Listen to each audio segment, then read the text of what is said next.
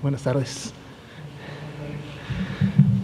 ¿Qué tal? Muy buenas tardes con todas y con todos aquí de manera física, así como las personas que nos hacen el favor de sintonizarnos a través de los diferentes medios. Son exactamente las 7 de la tarde, 19 horas de este 12 de septiembre. Estamos en la Ciudad de México, en el Palacio Nacional, desde donde se transmiten de manera continua la mayoría de las conferencias vespertinas. El día de hoy vamos a actualizar el escenario nacional, primeramente, para ver lógicamente cómo está la estadística y los números, qué variaciones han tenido. De manera continua vamos a rápidamente revisar entidades federativas que tienen ya varias semanas con su curva epidémica en descenso. Esto es en el hecho de que ahorita, como vamos a ver en la presentación, esta semana, la que cierra hoy, recordemos que estamos sábado, 7º día, estamos cerrando precisamente la semana 37 y por lo tanto las gráficas en la semana 35 estamos cerrando con un descenso. Entonces vamos a revisar cuáles son estas entidades federativas que están precisamente contribuyendo de manera directa a que la curva epidémica nacional haya nuevamente cerrado, ahora sí, en descenso esta semana. Y finalmente, como un tercer componente informativo, vamos a revisar la estadística de la afectación que en su momento se ha dado a población indígena. Nos la habían solicitado en algunas de estas conferencias. De hecho, es un producto que de manera continua se actualiza también y se publica, pero el día de hoy vamos a dar una repasada, una mirada para ver cómo este grupo de personas en su momento ha también tenido las afectaciones correspondientes por COVID-19. Entonces, vamos a iniciar con el primero de los 3 componentes comentados. Si nos ayudan con la primera diapositiva, muchas gracias.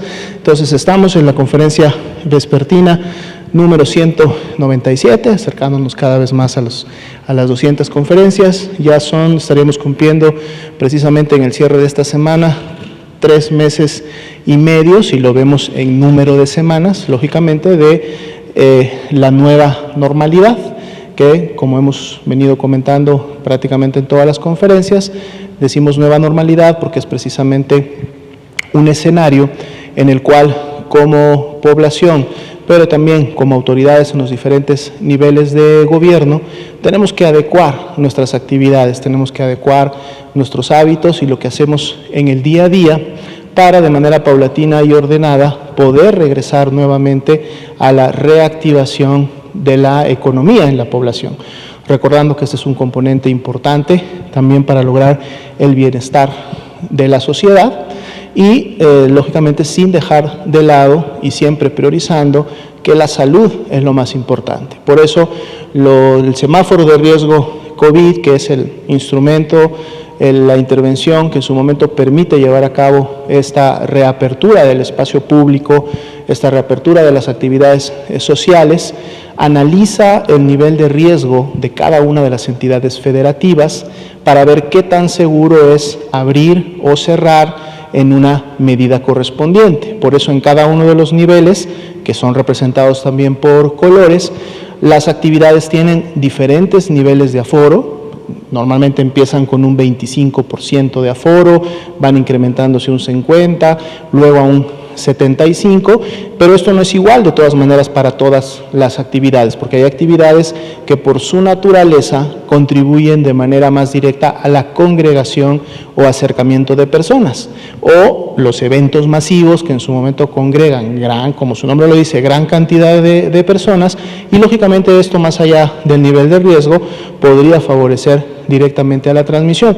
De ahí el llamado que hacemos siempre a la población que, independientemente del nivel de riesgo en el que se encuentren, estén siempre atentos, alertas y atiendan las recomendaciones que en el nivel local les realizan en sus estados, en sus municipios, porque ellos son los que mejor conocen la dinámica social ellos son los que mejor conocen cuáles son las actividades económicas en su momento que deben de poder reactivarse, y entonces por lo tanto emiten recomendaciones e implementan acciones en beneficio de salvaguardar la salud, pero siempre teniendo en cuenta que hay que empezar a reabrir el espacio público. Entonces, siempre hacemos este llamado, muy atentos de esas actividades y prestando atención, recordando que precisamente el próximo lunes entrará en vigor el nuevo semáforo de riesgo que se publicó el día de ayer, y tenemos algunas entidades que en su momento estuvieron en color de riesgo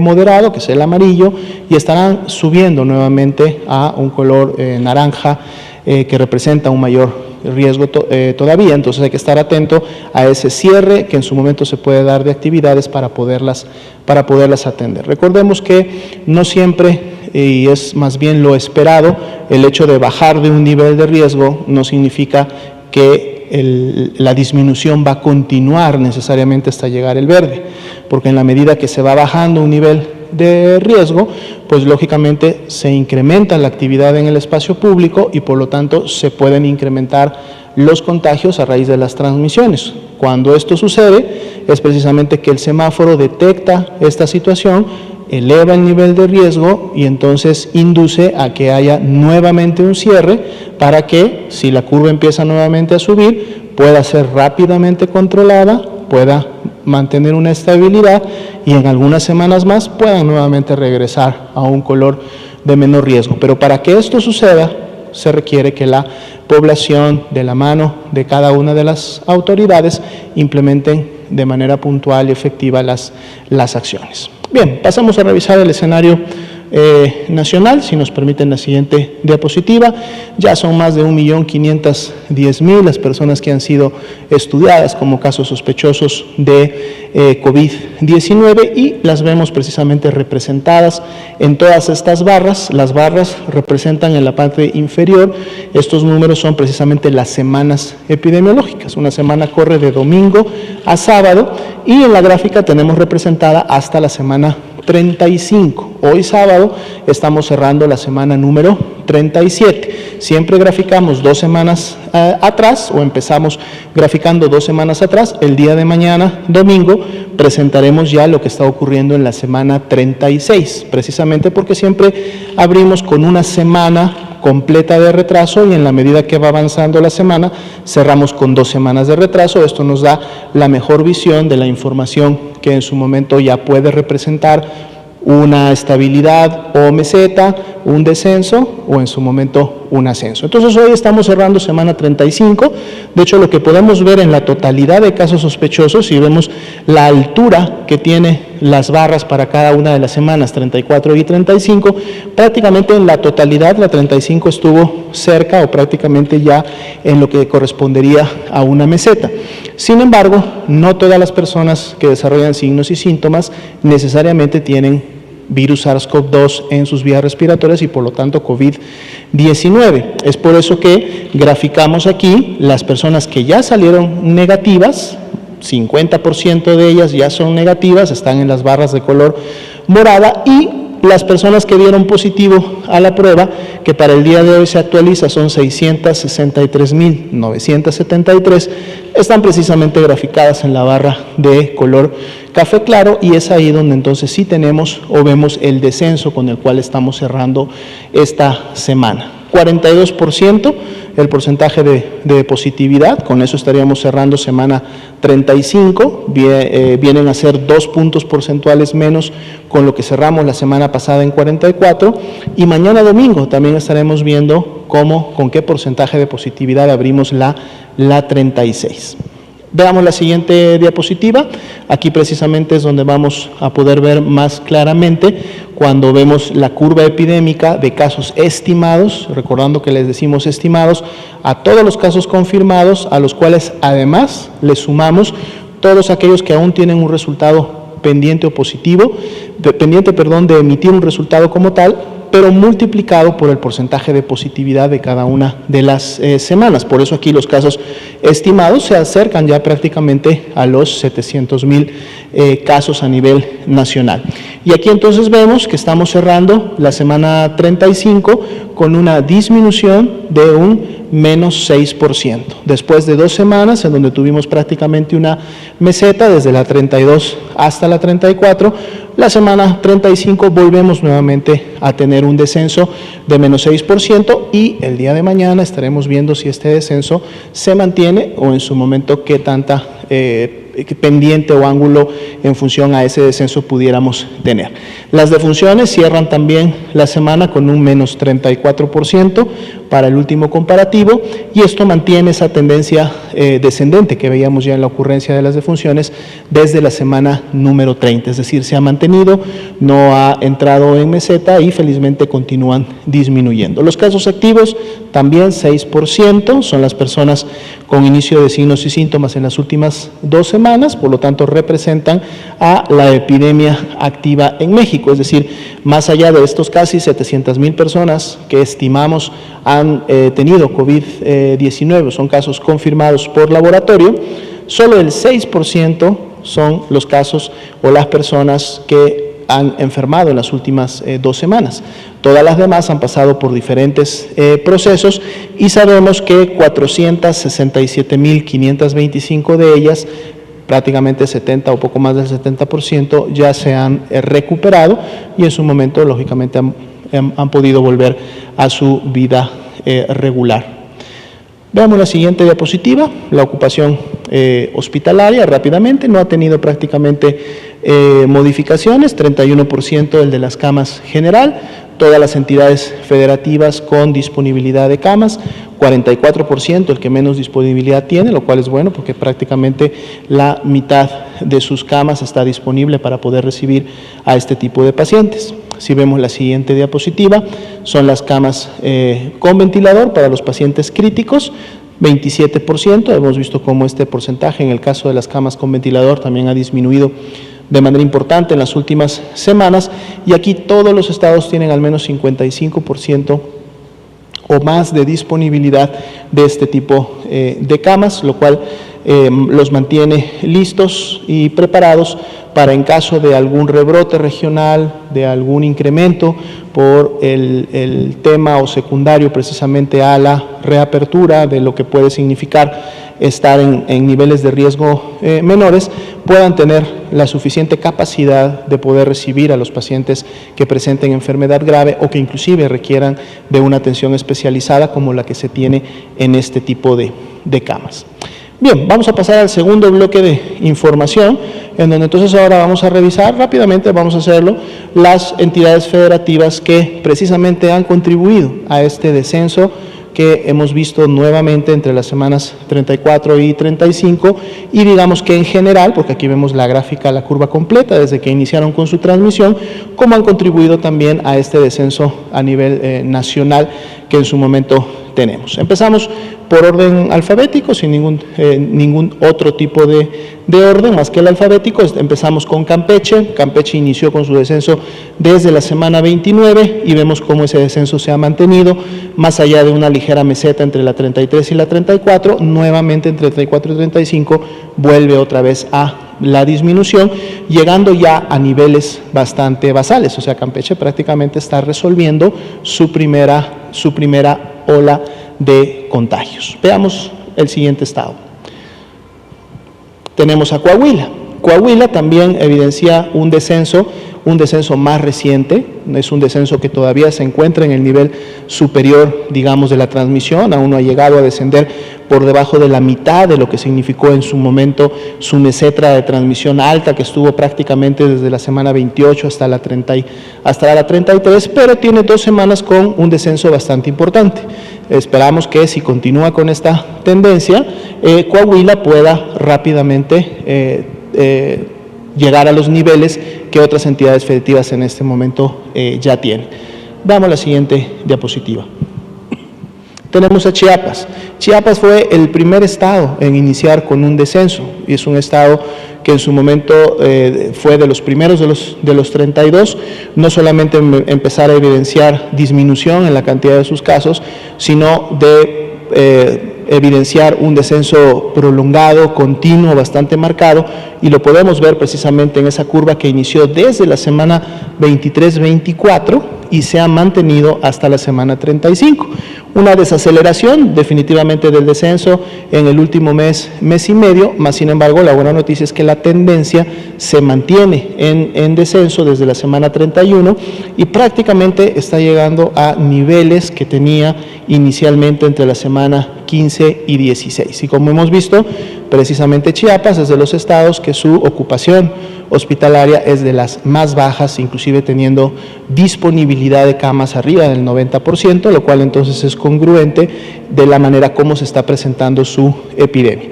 Recordemos, y lógicamente este siempre es un llamado a todas las entidades, que el hecho de poder llegar a un nivel tan basal o de tanta resolución como el que estamos viendo no debe de llevarnos necesariamente a volver otra vez a lo que realizábamos o cómo lo hacíamos antes de que iniciara la epidemia, porque esto no necesariamente significa que ya toda la población en el estado o en algunos municipios en particular haya enfermado.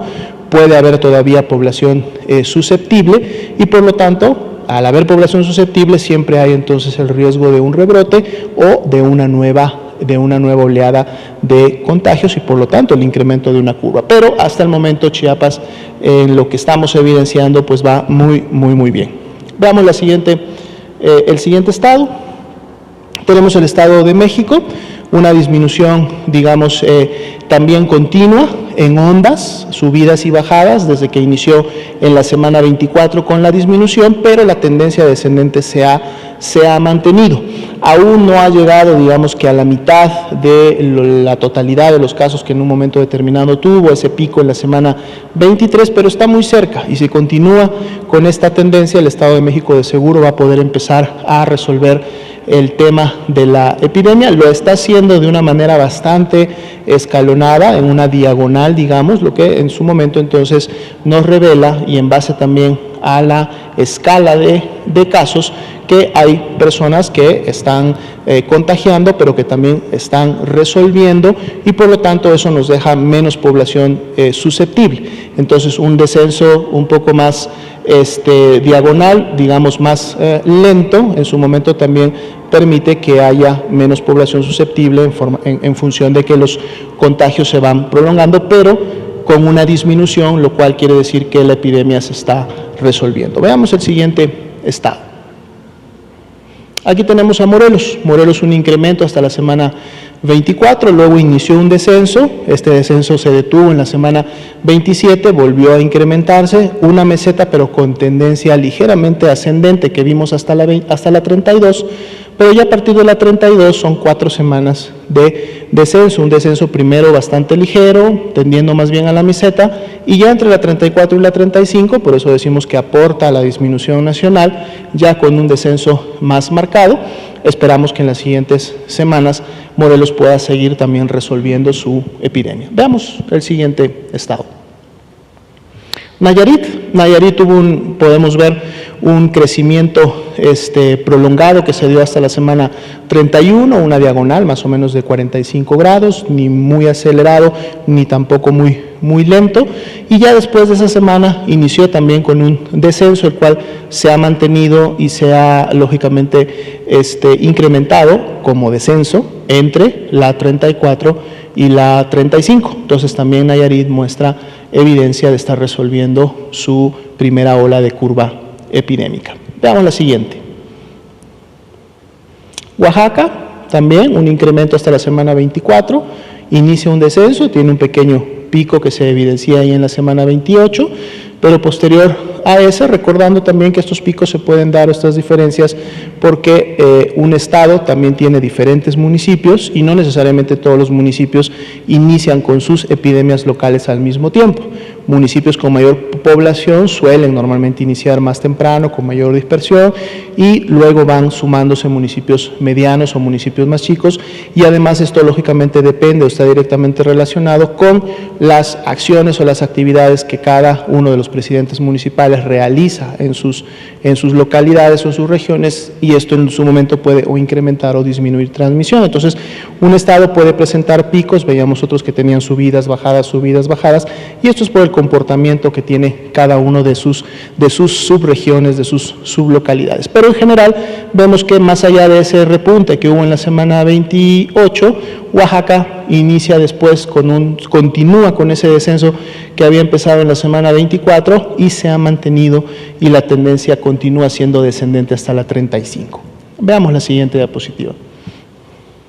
Puebla, una imagen digamos bastante similar a la anterior, un pico importante, o el primero en la semana 25-26, inicia un descenso, parece que nuevamente quería iniciar la posibilidad de un rebrote en el estado entre la 27 y la 30, pero ya a partir de la 31 toda la carga de enfermedad se ha ido hacia abajo, son mucho menos los casos y prácticamente están ya en la mitad de lo que en su momento representó la mayor carga de enfermedad que tuvieron. Veamos la siguiente. Aquí también está Quintana Roo. Quintana Roo también, lo hemos mencionado muchas veces, una epidemia bastante controlada hasta la semana 23, luego una aceleración rápida que llegó hasta la semana 29, pero ya a partir de la semana 30 también con una desaceleración y una disminución importante, que aunque evidencia una meseta que va entre la 33 y la 35, es una meseta con tendencia descendente. Esperemos que en las siguientes semanas esta nuevamente vuelva a retomar el camino hacia abajo y podamos ver cómo Quintana Roo continúa resolviendo su transmisión y su epidemia. Veamos la siguiente.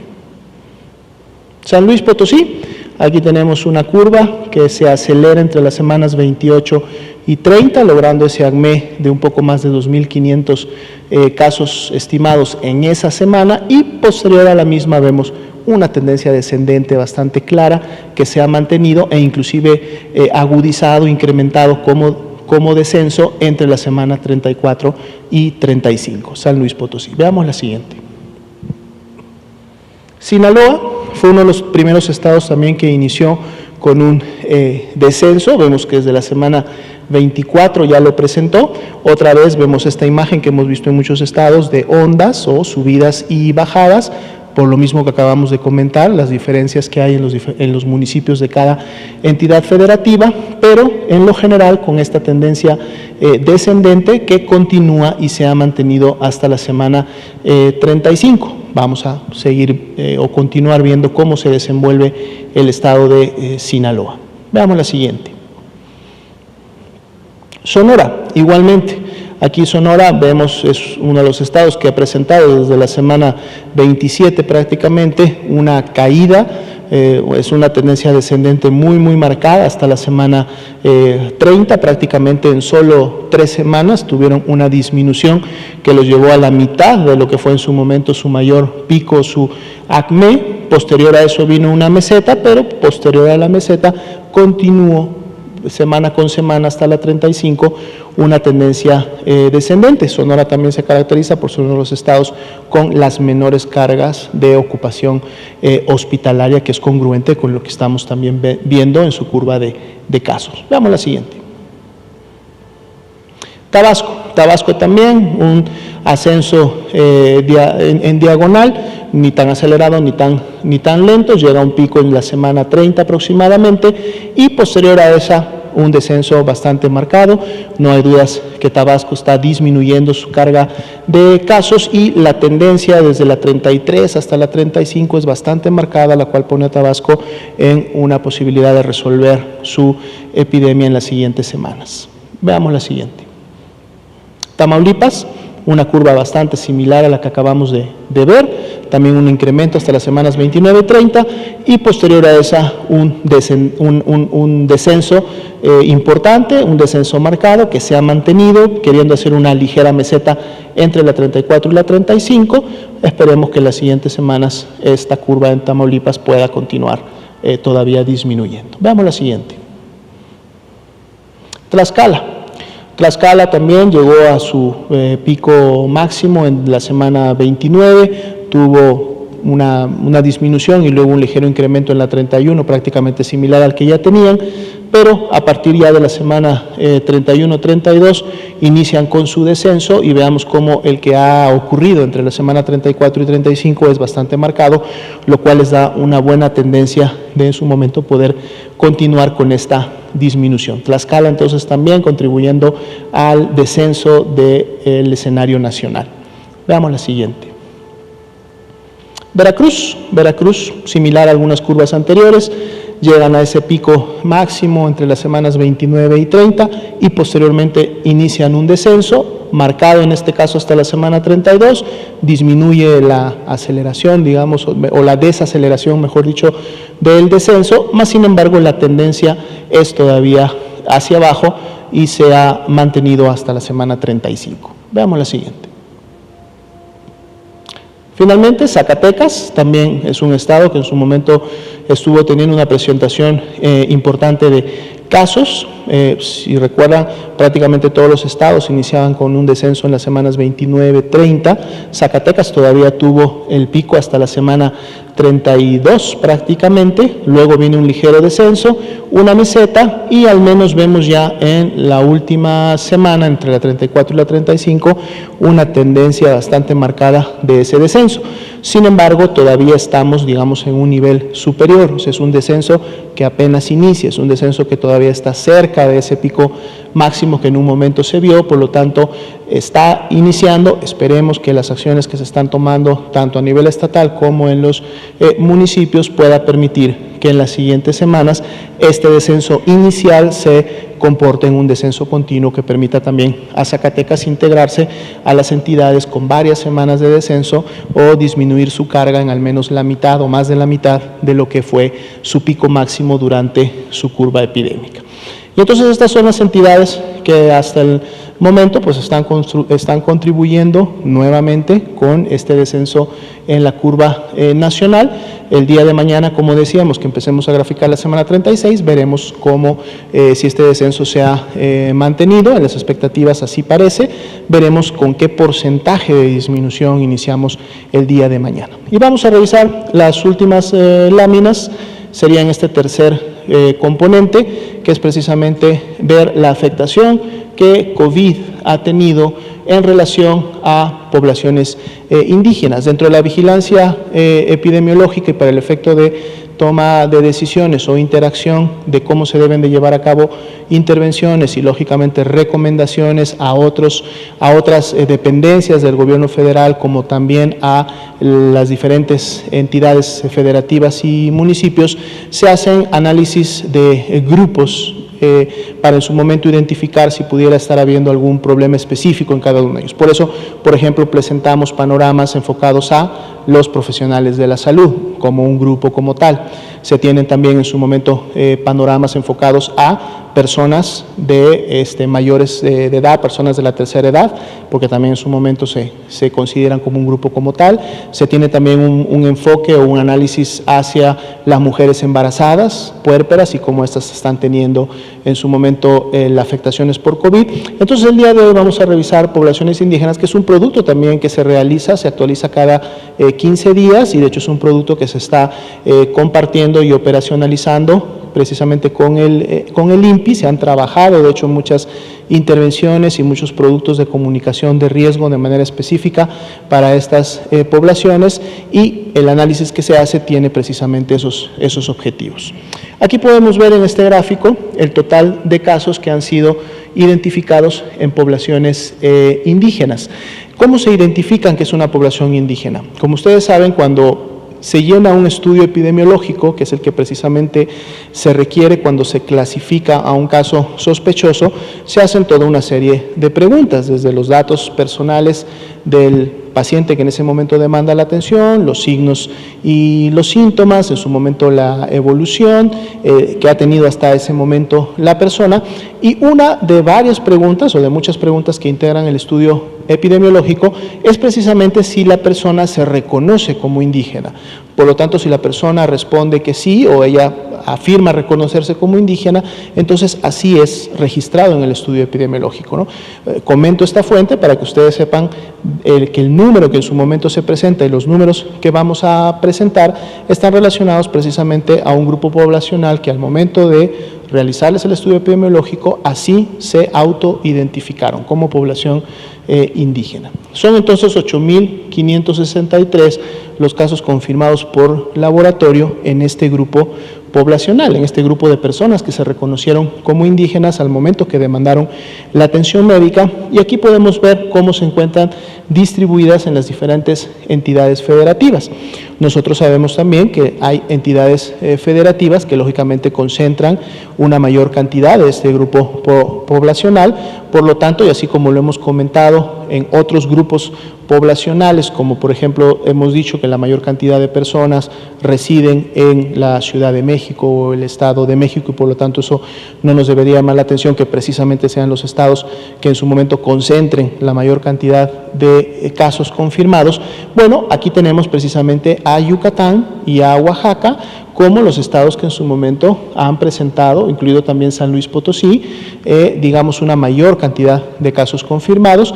Esto igualmente está relacionado por este efecto que se da al momento de la vigilancia y la atención médica, de que tenemos lógicamente mayor población de estos grupos en estas entidades federativas, pero de todas maneras podemos ver cómo prácticamente la totalidad de las entidades federativas, aunque en menos cantidades lógicamente, ha identificado población indígena afectada por COVID-19.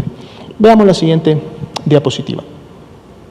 Aquí tenemos la distribución por grupos quinquenales, es decir, por edad de las personas que han enfermado. Esto es el total para cada uno de estos grupos, y vemos que tienen una distribución prácticamente similar a la población general, es decir, las mayores cantidades de personas que han enfermado para efectos de sus grupos de edad están precisamente entre los 35 y 49 años, es lo que hemos visto en la población en general, es decir, adultos jóvenes en edad productiva son los que mayormente han enfermado de COVID-19, así también para efecto de la proporción entre hombres y mujeres. Vemos en la población general, siempre hemos estado hablando de entre un 57-58% de afectación al grupo de hombres, y aquí también lo vemos representado de manera similar para la población indígena.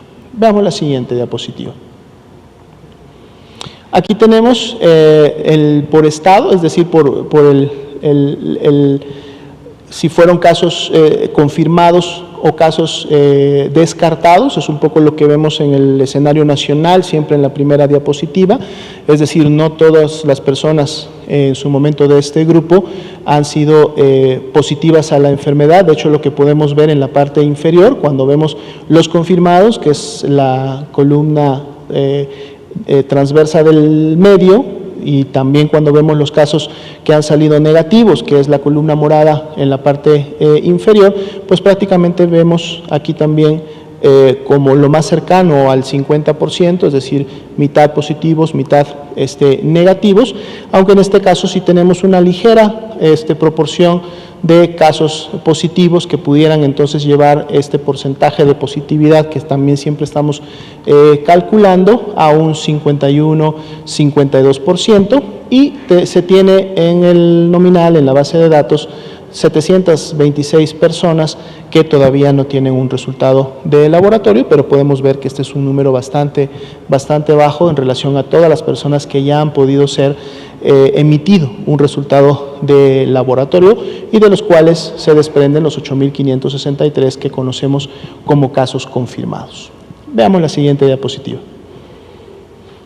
Bien, aquí vemos ahora la distribución por tipo de paciente. Estamos hablando de ambulatorios, donde normalmente se encuentra en el grupo de personas que desarrollan sintomatología leve, en comparación con los casos hospitalizados, que quiere decir que presentaron algún signo de alarma o ya algún dato de enfermedad grave. Y aquí podemos ver que este grupo representa el 34% de todos los casos, y los ambulatorios el 66%.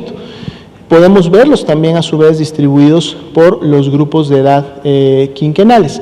Y entonces aquí podemos ver un poco esta diferencia, más allá de cuáles son los grupos en totalidad, como ya los vimos en diapositiva previa, de que fueron afectados. Aquí podemos ver que los casos ambulatorios precisamente representan, o en su gran mayoría, están en estos adultos jóvenes en edad de trabajo, en edad de ocupación, son la gran cantidad, pero cuando vemos los casos hospitalizados, vemos como las barras de color rojo oscuro se desplazan hacia la derecha, lo cual también es una situación que hemos estado viendo en la población general, en donde cuando vemos al incremento de mayor edad, y sabiendo que los mayores de 60 años tienen mayor riesgo precisamente de padecer enfermedad grave, pues entonces justo vemos que las mayores barras que concentran estos casos están precisamente en las edades de 55, de 60 a 64, de 65 a 69, para efectos también de esta población. Entonces vemos de alguna manera que esta afectación para efectos del grupo de edad la vemos también presente, más sin embargo de manera similar a la población general. Veamos la siguiente. Aquí tenemos el grupo de lamentables defunciones, también en la población indígena han ocurrido defunciones, son 1.249 las que se han confirmado hasta el momento con una prueba positiva virus SARS-CoV-2, y también podemos identificar y encontrar toda la distribución que se da en cada una de las entidades federativas. Tenemos a Yucatán y a Oaxaca encabezando la mayor cantidad de defunciones ocurridas. Veamos la siguiente, es ya la penúltima. Aquí tenemos la distribución por grupo de edad quinquenal, precisamente del total de las defunciones, y volvemos a ver nuevamente lo que ya hemos evidenciado también en la población general, en la medida que se va incrementando la edad, sobre todo a partir de los 60 años en adelante, o entre los 60 y 69, es donde encontraríamos las mayores alturas de estas barras que en su momento representan y concentran a la población, en este caso indígena, para estos grupos de edad, no así en las poblaciones más jóvenes.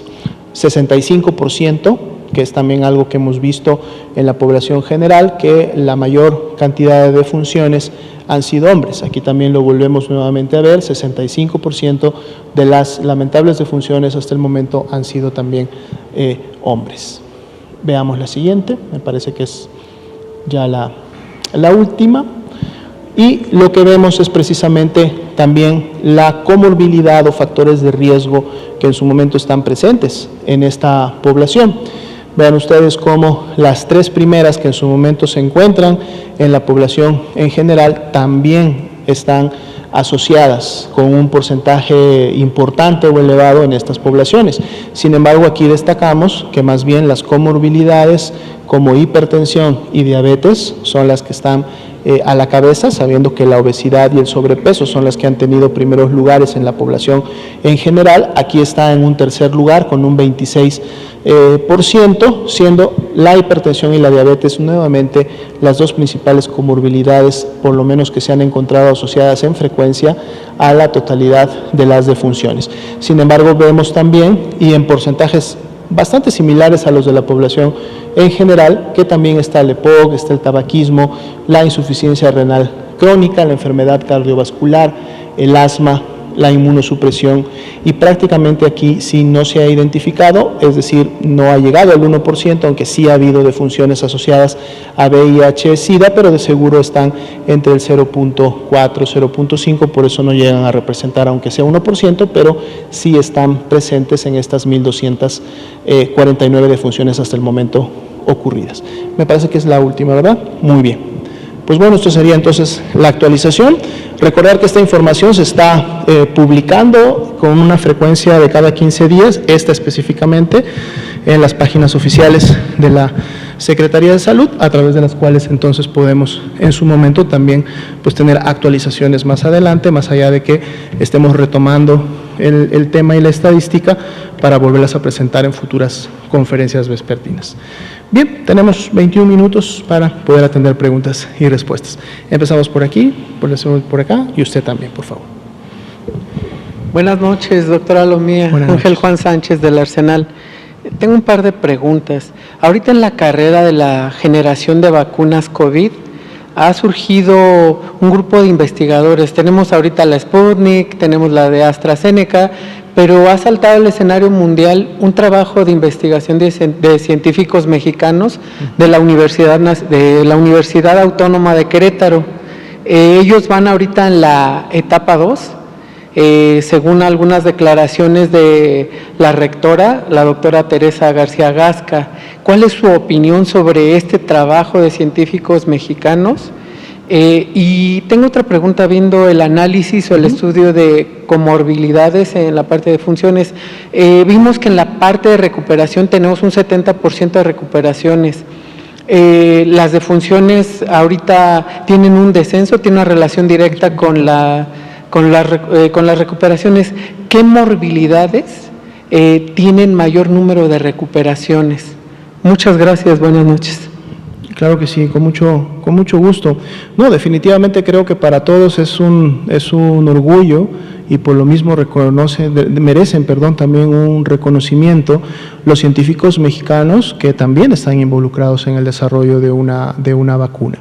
El CONACYT, en un momento determinado, que lógicamente es la dependencia que agrupa a muchos de estos grupos de científicos que están desarrollando, ellos también forman parte activa de este conjunto, de este grupo que en su momento fue definido por la Secretaría de Salud, precisamente para poder dar, uno, seguimiento a los diferentes desarrollos de vacuna; dos, poder implementar en su momento todas las características que debe de cumplir un grupo de científicos o una farmacéutica o algún desarrollador para llevar a cabo los ensayos en la población mexicana, y es lógicamente el grupo que también está trabajando en cómo se va a llevar a cabo la aplicación de la vacuna COVID-19 cuando se tenga disponible más adelante.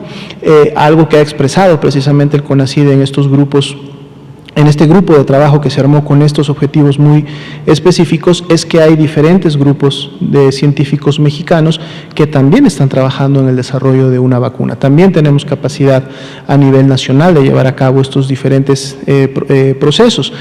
Algunos, lógicamente, están en etapas todavía más de inicio, ¿no? Están por entrar a lo que podrían ser los ensayos etapa 1. No tenía yo el conocimiento directo que ya este grupo de científicos que menciona de Querétaro podrían inclusive estar ya llegando a una etapa 2. Si es así, sería muy bueno. Lógicamente, los ensayos en etapa 3 son los más importantes porque son los que se realizan precisamente en una mayor cantidad de personas, o sea, el grupo poblacional es más grande, y es precisamente el que cuando se cumple y se cumple bien es el que da entonces pie a que se lleve a cabo ya la producción de la vacuna.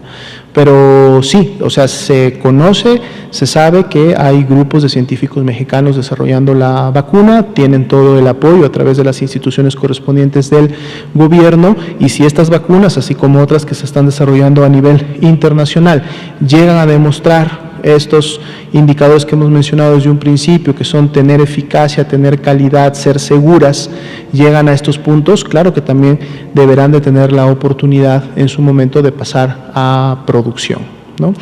En relación a las comorbilidades y en su momento de las defunciones, pues bueno, nosotros lo que hemos visto siempre en la población general hasta el momento y desde que inició la epidemia, y era algo de alguna manera también esperado, por eso son grupos que se incluyeron de manera muy temprana en las poblaciones vulnerables y que por lo tanto necesitaban de protección especial para poder evitar el contagio y por lo tanto enfermarse, era precisamente el grupo de personas con enfermedades crónico-degenerativas, de las cuales además sabemos en México tenemos una epidemia ya de muchos años llevándose a cabo en los temas de diabetes, de hipertensión, de obesidad y sobrepeso. Considerando esta tercera, obesidad, sobrepeso, somos de los países con las mayores prevalencias en el mundo de obesidad y sobrepeso.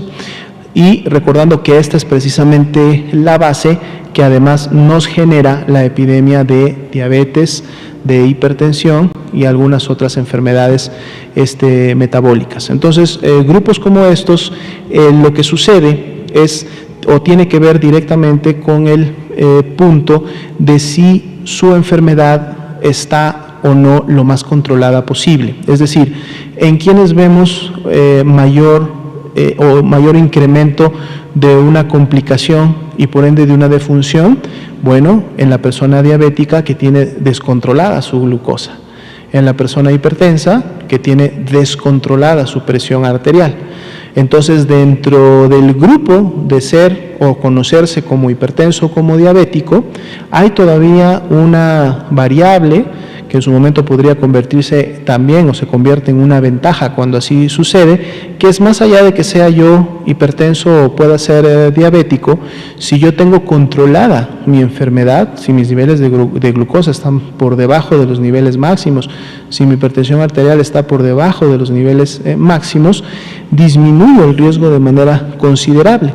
Prácticamente me acerco al nivel de riesgo que es menor de la población que no tiene la enfermedad.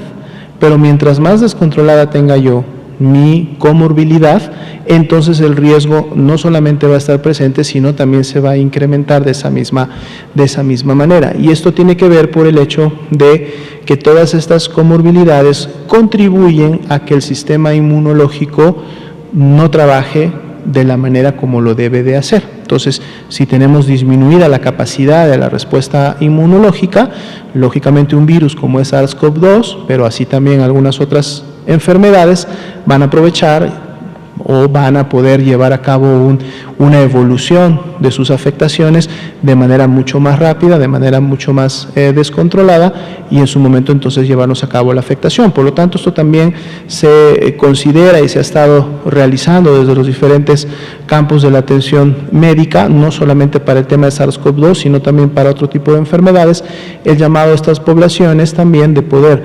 mantener su comorbilidad en una fase de control o lo más acercada al control, puede darles el beneficio, aún dentro de la epidemia, de disminuir ese riesgo que ahora vemos representado y ampliamente ligado a las defunciones, ¿no? Muy bien, por favor.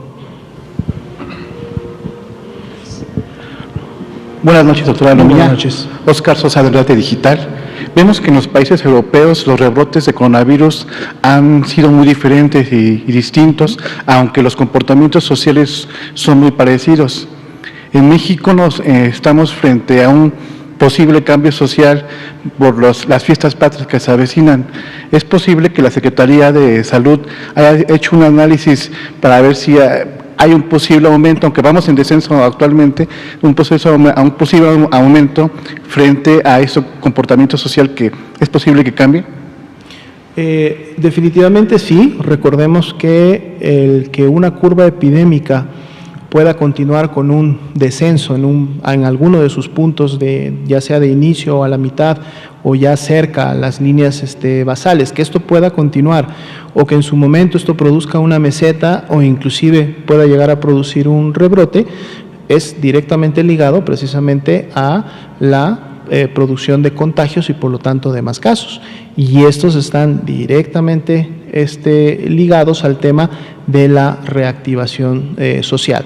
Recordemos que de los datos que se tienen hasta el momento y de lo que se ha observado en cuestiones de cero prevalencia en otros países o de los estudios que hasta el momento se han hecho en otros países, recordando que hay países que lógicamente iniciaron la búsqueda de cuál pudiera haber sido ya la afectación en función del contagio de la población a través de estos estudios de cero prevalencia. Muchos de estos estudios hasta el momento han revelado, dependiendo del país en el que se han hecho, más o menos un promedio de un 20, un 22%. Algunos pueden haber llegado inclusive a acercarse al 30%, pero hay otros que también han sido muy bajos, como un 12 o un 14%, y lógicamente esto tiene o depende del momento en que lo hayan realizado. ¿Por qué lo comento? Porque cuando hablamos de una cero prevalencia que posiblemente esté presente, digamos, en un 20 o 22% de la población, Esto también lo que revela es que el 80 o 78% de la población todavía es susceptible de contagiarse y por lo tanto de enfermarse, ¿no? Entonces, mientras todavía no lleguemos a una cantidad de personas que hayan enfermado, se hayan recuperado, que en su momento al menos supere el 50% de la población y continúe avanzando, todavía tenemos un riesgo importante de que se presenten rebrotes. No solamente un rebrote nacional, que en su momento pudiera significar varios o muchos rebrotes en diferentes entidades federativas, sino más bien en lo local, o sea, en el nivel municipal, en donde a lo mejor hubo un incremento, luego un descenso, pero esto igual no permitió que todavía la enfermedad se dispersara lo suficiente, por lo tanto tenemos muchas personas todavía susceptibles de enfermar y por lo tanto si se reabre o no se hace de manera paulatina, ordenada o las personas, cada uno de nosotros no ponemos en práctica las diferentes medidas para prevenir el contagio, que son el distanciamiento social, que es el lavado frecuente de manos o al menos la sanitización de esta con alcohol gel, el uso de cubrebocas cuando estamos en espacios cerrados, en espacios donde hay lógicamente gran concurrencia de personas. Si no ponemos en práctica esto y lo llevamos como un hábito y empezamos a ponerlas en desuso, si tenemos todavía mucha población que puede enfermar, entonces un rebrote es posible, ¿no? Por eso la importancia y el llamado que se hace a que en esta nueva normalidad y lo que seguirá de ahora en adelante, al menos hasta no contar con una vacuna que pueda demostrar prevenir o en su momento disminuir la ocurrencia de enfermedad grave y por lo tanto de defunciones, como al menos lo hace la vacuna de influenza, tenemos que seguir implementando estas medidas. La epidemia en México ni la pandemia a nivel mundial todavía se ha terminado. Si vemos nuestro escenario nacional, si bien es cierto hay datos alentadores de tener varias semanas en descenso, este descenso todavía no ha llegado ni al menos a la mitad de lo que en su momento significó nuestro pico nacional. Acabamos de ver entidades federativas en donde ese descenso apenas inicia, apenas son 2, 3 semanas y esto se puede revertir rápidamente. Y esto sí es un punto importante porque cuando en su momento se hace una liberación masiva o se dejan de poner en práctica las actividades cuando estamos apenas iniciando el descenso, o sea, cuando todavía tenemos muchos casos, el riesgo todavía es mayor, porque entonces hay la posibilidad de rápidamente no solo llegar otra vez a un pico similar, sino también superarlo por la carga de virus circulante que en un momento hay en una región determinada.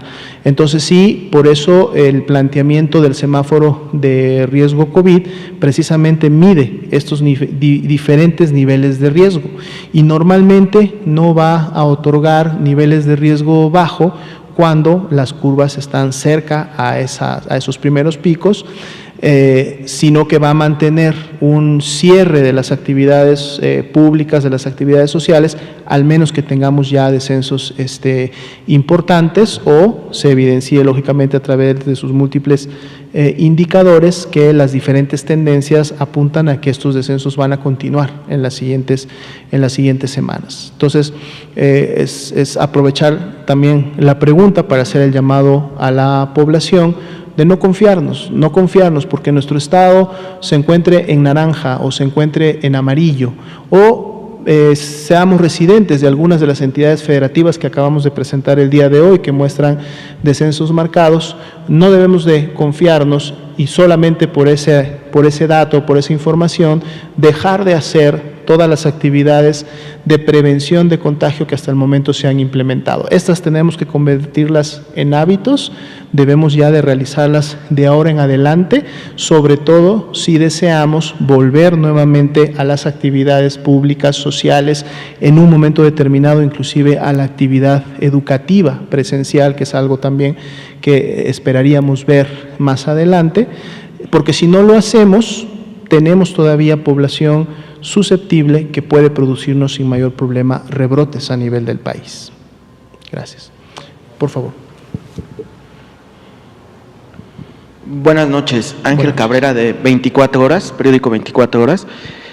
Hace unos días la Cancillería anunció que la fecha límite para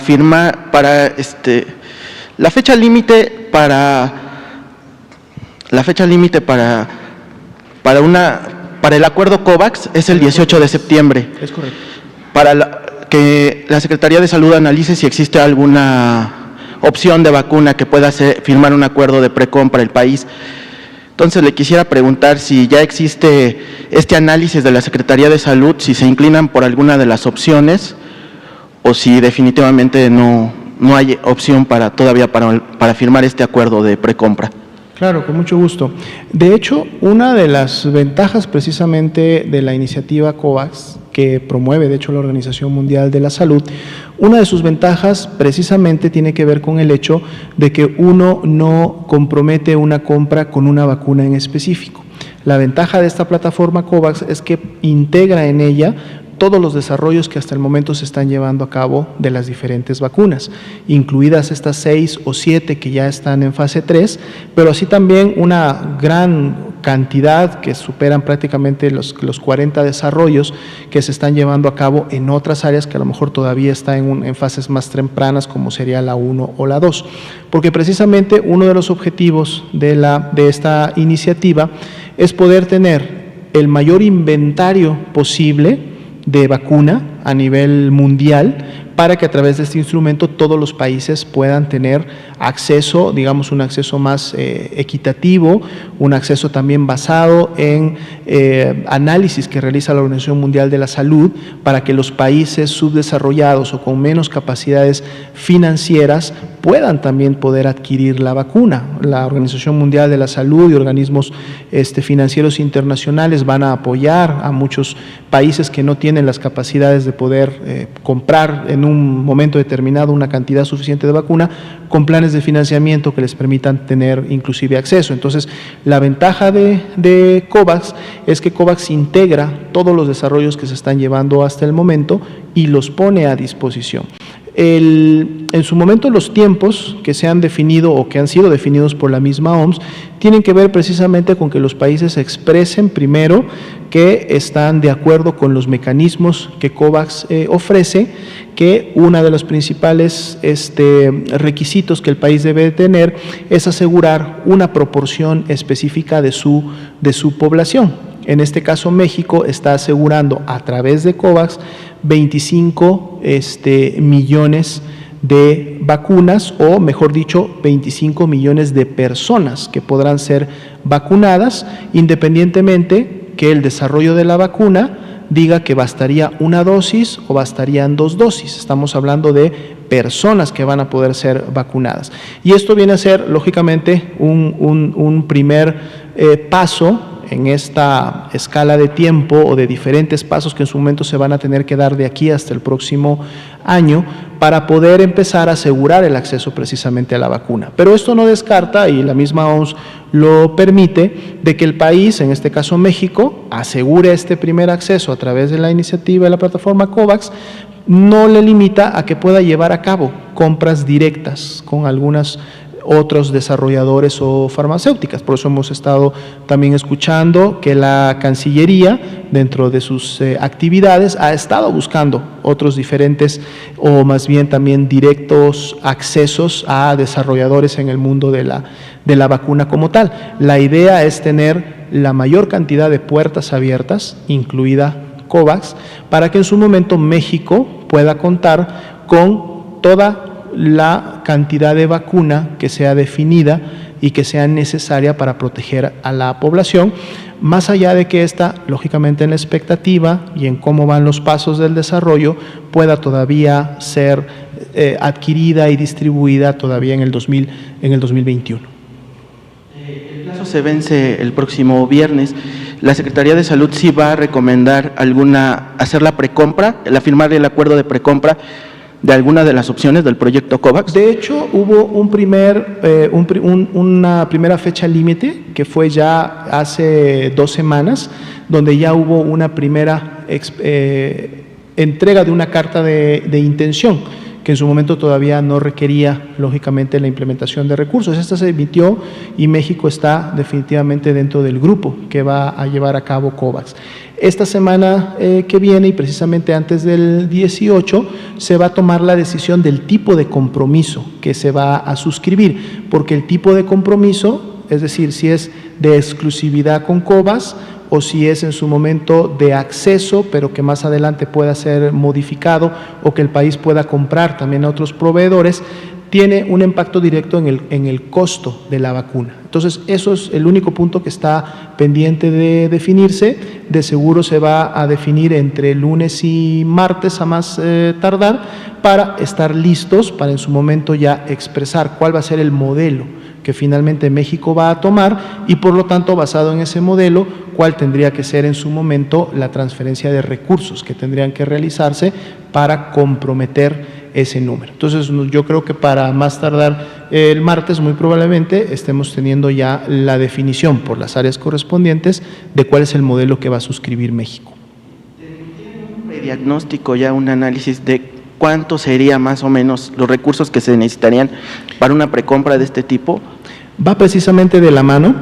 A su servidor le ha tocado participar de algunas de las reuniones que ha tenido este grupo de expertos, que son los que están en su momento analizando precisamente este tipo de situaciones. Es decir, sabemos que los grupos de riesgo, los grupos de personas vulnerables y también, muy destacable, los grupos de profesionales de la salud, porque de alguna manera son las personas que están al frente de batalla haciendo la lucha diaria contra el virus, son los primeros que deberían de recibir la vacuna. O sea, prácticamente con estos grupos no hay mucha duda de que estos grupos sean los que deban de recibir la vacuna y sean los primeros en hacerlo.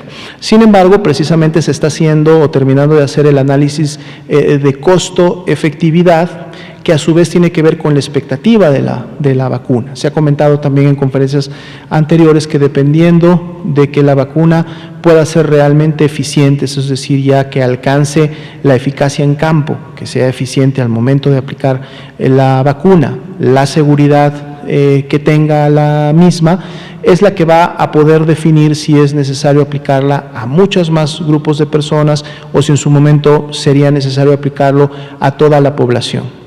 Eso está también terminando de definirse, va de la mano de esta puntualidad que se tiene que tener en estos días, pero sí se está trabajando desde un enfoque que la vacuna pueda llegar y tenga que ser de acceso universal y que sea gratuita, es decir, que todas las personas que la necesiten la puedan tener y que no les cueste ni un solo peso. Eso es algo muy importante que se está poniendo también en el análisis de este tema.